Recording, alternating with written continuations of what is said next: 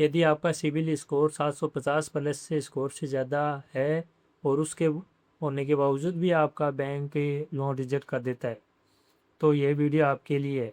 क्योंकि इस वीडियो में मैं आपको बताऊंगा कि वो सिबिल स्कोर अच्छा होने के बावजूद भी अपना लोन क्यों रिजेक्ट हो गया या फिर बैंक ने क्यों रिजेक्ट कर दिया। क्योंकि मैं 5.5 साल से लोन डिपार्टमेंट में काम कर रहा हूँ, बिजनेस लोन डिपार्टमेंट में। तो ये है कि मैं रियल जो मैं कस्टमरों को देखता हूँ ना कि वो उनका किस कारण से वो रिजेक्ट होता है, तो वो ही कारण मैं आपको इस वीडियो में बताने वाला हूँ कि वो किन किन कारणों से, कॉमन जो कारण है उनसे वो लोन रिजेक्ट हो जाते हैं।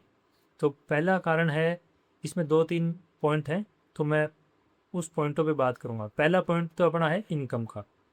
ठीक है, पहला पॉइंट है इनकम, उस पर बात करते हैं। ये एक अपना, कोई बोलता है कि सिविल स्कोर अच्छा है और अपना लोन रिजेक्ट हो गया। तो सिविल स्कोर मैं बता देता हूँ आपको। सिविल स्कोर एक अपना, ये एक देखा जाता है कि आप लोन को, जो पहले वाले लोन चल रहे हैं आपको, वो किस प्रकार आपने जमा किए हैं या फिर प्री पेमेंट आपने जमा किया है, बस ओनली फॉर वो आपको देखा जाता है। अपने गाँव में जैसे व्यवहार चेक करते हैं ना, किसी से अपन उधार पैसे लेते हैं तो उसका वो टाइम पे पेमेंट कर देता है, फिर उसको दोबारा मिल जाता है। तो उसी प्रकार बैंक भी यही चेक करता है कि इनका जो जमा किया हुआ है वो व्यवहार कैसा है। एक तरह का व्यवहार चेक किया जाता है। यदि वो व्यवहार अच्छा है तो दोबारा लोन मिलने के चांसेस बढ़ जाते हैं। तो आपकी पहली बात करते हैं इनकम की। तो इनकम की ऐसी बात है, जिसकी कस्टमर का मान लो कि सिविल स्कोर अच्छा है और उसकी इनकम कम है, तो उस वजह से भी थोड़ा लोन रिजेक्ट होने के कारण बढ़ जाते हैं उसके। क्योंकि मान लो कई बार ऐसा होता है कि उसकी इनकम 40,000 रुपये, EMI उसकी कस्टमर की 22,000 रुपये की ऑलरेडी जा रही है। तो मतलब कि 55-60% के समथिंग उसका EMI जा रही है। तो वो उस रेशियो में देखा जाएगा उस रीजन में कि उस कस्टमर की EMI कितने तक कस्टमर भर सकता है, कि उस EMI तक का आपका लोन मिल सकता है। कई बार ऐसा होता है कि कस्टमर की लोन ज़्यादा चले और इनकम कम है, तो उस वजह से लोन रिजेक्ट होने के कारण बढ़ जाती। ठीक है। दूसरा है आपके डॉक्यूमेंट।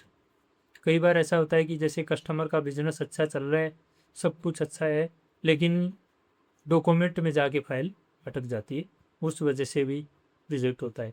तो वो सिविल चाहे कितना भी अच्छा हो, उस वहाँ आकर फिर वो अटकता ही अटकता है। ठीक है। कई बार ऐसा होता है कि बिजनेस अच्छा चल रहा है, 5 साल से बिजनेस कर रहे हैं, कई कस्टमर बोलते हैं साहब हमारा तो 5 साल से बिजनेस चल रहा है, हमारा तो कोई दिक्कत नहीं है। कई बोलते हैं 10 साल से हमारा बिजनेस चल रहा है। लेकिन आपका बिजनेस 10 साल से चल रहा है, लेकिन आपका वो बैंक को कैसा पता चलेगा कि आपका 10 साल से बिजनेस है। यदि मैं भी मान जाऊँ कि आपका 10 साल से बिजनेस है, लेकिन जो बैंक का सिस्टम होता है, बैंक की पॉलिसी होती है, वो उसको कैसे वेरीफाई करें कि अपने ये कि बिजनेस आपका 10 साल से है।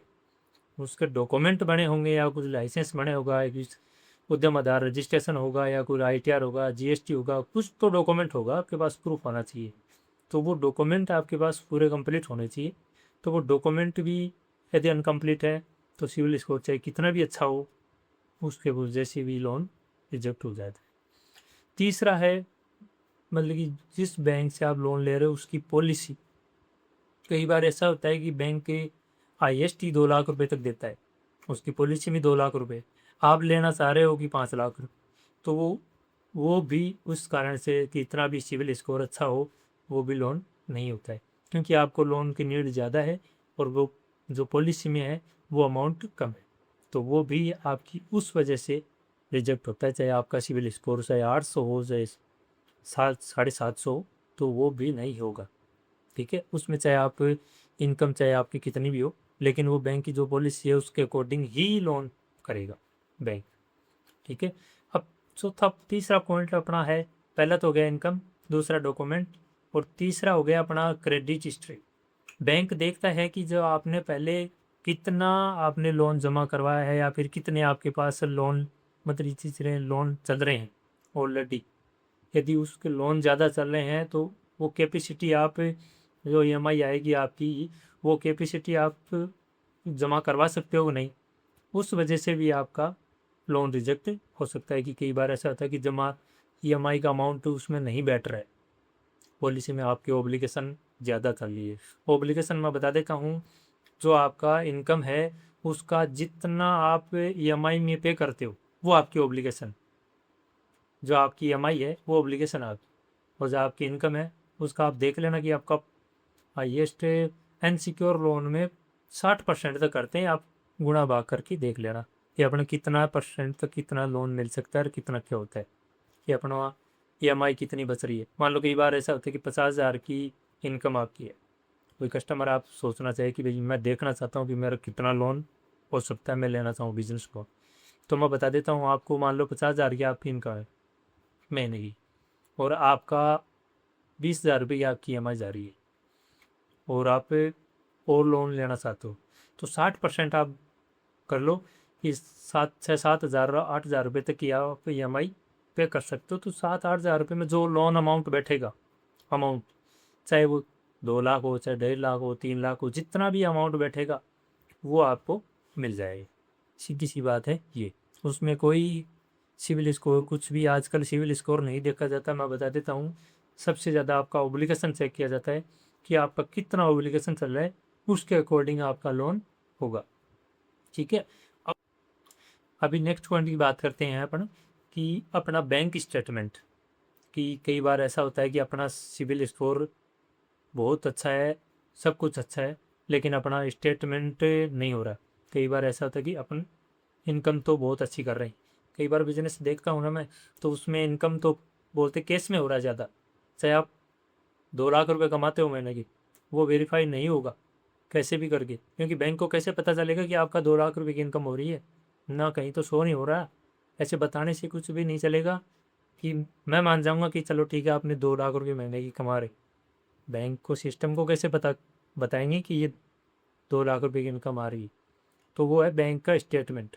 बैंक का स्टेटमेंट जैसे अपन हम अपलोड करते हैं सिस्टम में, तो ऑटोमेटिक कैलकुलेट आ जाता है उसमें, ऑटोमेटिक सिस्टम से कैलकुलेट होके आ जाता है कि हाँ इस कस्टमर का इतनी इनकम है, और इनका इतना ईएमआई जा रही है, और इनकी इतनी बचत हो रही है, और अपन इतने 60% ऑब्लिगेशन से अपन 50% से अपन इतना इनका इनकम बच रही है, उसके अकॉर्डिंग अपन लोन कस्टमर को दे सकते हैं।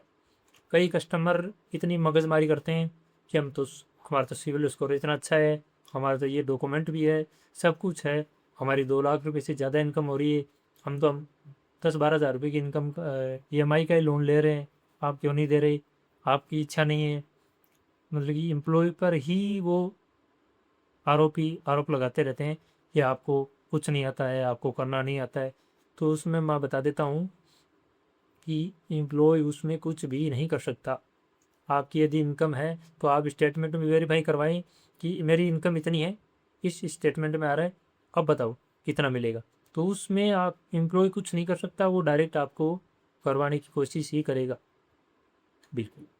तो कई कस्टमर ऐसे होते हैं कि वो फालतू में ही आरोप लगाते रहते हैं कि आपको ये नहीं करना आता है, ये बैंक ऐसा है। वो फिर अपने जो इनकम शो नहीं करते हैं ना, वो कस्टमर वो होते हैं कि फालतू में ही करते रहते हैं।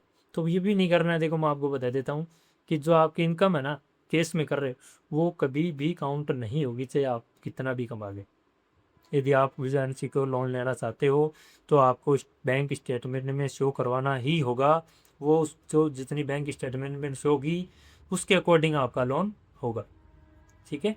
अभी नेक्स्ट पॉइंट पे अपन बात करते हैं कि आपका जॉब, यदि आप पर्सनल लोन ले रहे हो तो उसमें जॉब का बहुत ही महत्वपूर्ण होता है, और यदि बिजनेस लोन ले रहे हो तो उसमें बिजनेस का बहुत महत्वपूर्ण होता है। कई कस्टमर ऐसे होते हैं कि पर्सनल लोन लेते हैं, पीएल में जॉब कर रहे हैं यहाँ पे, उसको छोड़ के दूसरे बैंक में जा रहे हैं या कि दूसरी कंपनी में ज्वाइन कर रहे हैं, मतलब कि उसको 3 महीने नहीं और लोन लेने के लिए फाइल लगा दी। तो मैं बता देता हूँ आपको, कम से कम आपको 6 से 12 महीने एक कंपनी में करंट होना चाहिए, क्योंकि बैंक के 6 महीने का स्टेटमेंट मांगता है। तो वो जिसमें ये आपकी हम सैलरी आ रही है ना, उसका 6 महीने का स्टेटमेंट लगेगा, उसके अकॉर्डिंग वो ओब्लिगेशन सारी ईएमआई वो काउंट करता है, फिर आपका लोन बैठता है। कस्टमर बोलते हैं कि हम तो कर ही रहे हैं, कोई दिक्कत नहीं, हमारी दूसरी सैलरी आ रही थी स्टेटमेंट में, तो उसी बैंक में आ रहा है, उसी बैंक में सैलरी आ रही है, वो काउंट नहीं करेगा, क्योंकि बैंक या कंपनी की जो पॉलिसी होती है उसके अधीन ही चलना पड़ता है, ना कि हम हमारी मर्जी से काम करते हैं। ठीक है।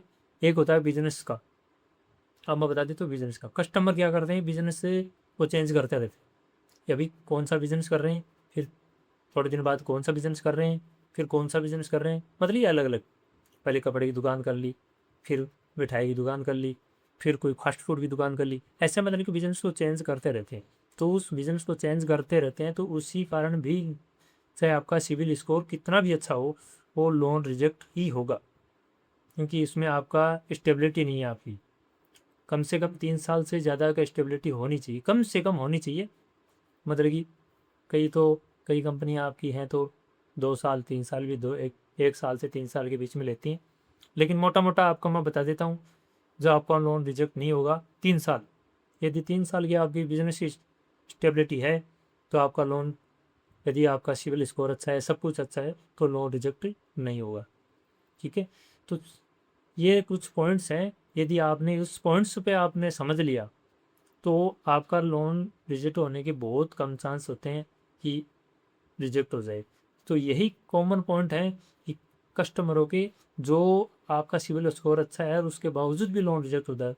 कई कस्टमर होते हैं कि हमारा किस वजह से रिजेक्ट हुआ, तो यही कारण है वो, जो आपको मैंने 4-5 पॉइंट बताए हैं, यही पॉइंट है जिसकी वजह से लोन रिजेक्ट हो जाता है।